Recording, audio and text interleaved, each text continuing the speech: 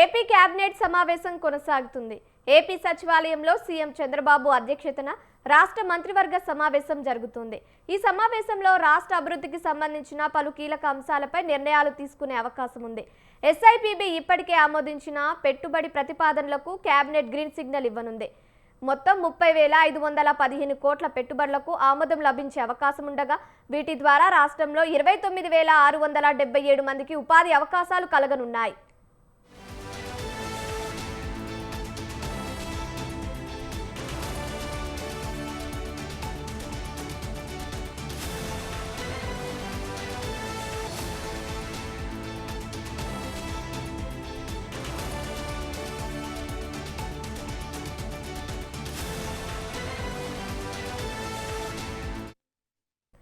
AP cabinet సమావేశం కొనసాగుతుంది.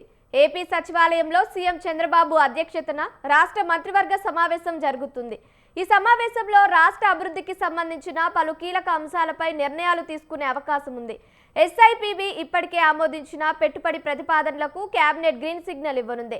మొత్తం 30,515 కోట్ల పెట్టుబడులకు ఆమోదం లభించే అవకాశం ఉండగా వీటి ద్వారా రాష్ట్రంలో 29,677 మందికి ఉపాధి అవకాశాలు కలగనున్నాయి.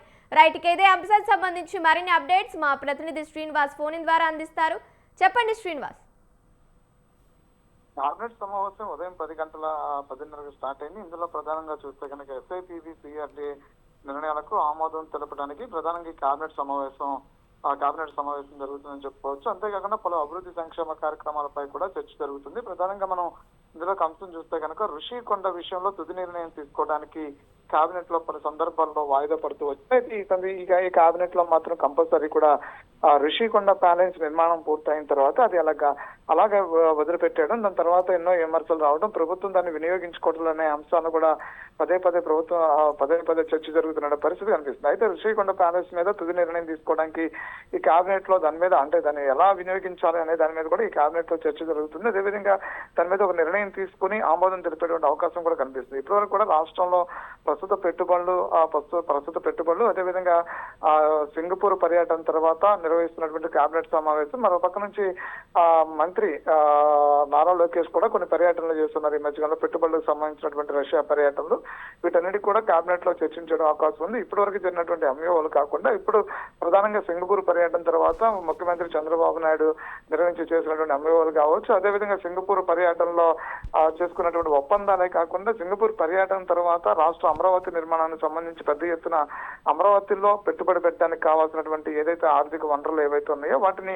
ఇప్పటికే పవర్ పాయింట్ ప్రెజెంటేషన్ రూపంలో ఇవ్వడం జరిగింది. వాటిని అన్నిటి కూడా సింగపూర్ ప్రతినిధులతో కూడా చర్చలు జరిపిన పరిస్థితి. దానికి సంబంధించి కేబినెట్ లో చర్చించినటువంటి పరిస్థితి కనిపిస్తుంది. అయితే ప్రధానంగా మనం చూస్తే రాష్ట్రంలో ప్రతి నెల కూడా ఇస్తున్నటువంటి సామాజిక పెన్షన్లు సంబంధించిన అంశాల్లో ఎప్పటికప్పుడు కొత్త పెన్షన్లు అమలు చేయడమే కాకుండా ప్రభుత్వం గడిచి 2 ఏళ్ల కాలంలో కూడా పూర్తి స్థాయిలో శ్వేతపత్రాలు రిలీజ్ చేయాలనేటువంటి అంశం కూడా ముఖ్యమంత్రి చంద్రబాబు నాయుడు ఇస్తున్నారు. నిన్న చూస్తే కనుక విద్యుత్ రంగానికి సంబంధించినటువంటి శ్వేతపత్రము, అదేవిధంగా డబ్బులు శాఖల వారికి నిర్వహిస్తున్నటువంటి శ్వేతపత్రాలు, అప్పటి వరకు ఆ శాఖలో జరిగినటువంటి ఏదైతే 2 ఏళ్ల పాలన ఉందో 2 ఏళ్ల పాలన జరిగినటువంటి పూర్తి స్థాయి అంతా కూడా పవర్ పాయింట్ ప్రెజెంటేషన్ మంత్రులు ఎప్పటికే ఇస్తారు, ప్రెస్ మీట్ రూపంలో చెప్తున్నట్టు నేపథ్యం చూస్తున్నారు. అయితే ఎన్నిటికి సంబంధించి ప్రభుత్వం రానున్న 3 ఏళ్ల నిర్వహణ ఎలా ఉండబోతుంది, అయితే ప్రతి కేబినెట్ లో కూడా ప్రభుత్వం ప్రతి కేబినెట్ లో కూడా ప్రభుత్వం ఎప్పటికప్పుడు అప్డేట్ ప్రజలకు ఇవ్వాలి. అంతేకాకుండా కేబినెట్ లో నిర్వహించే ప్రతి అంశం కూడా ప్రజలకి దృష్టికి తీసుకెళ్లడమే కాకుండా ఫేక్ ప్రచారాలు కావచ్చు, అబద్ధపు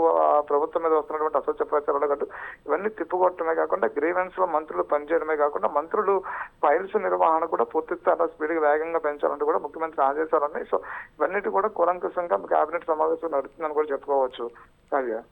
thank you Srinivas, thank you for the updates.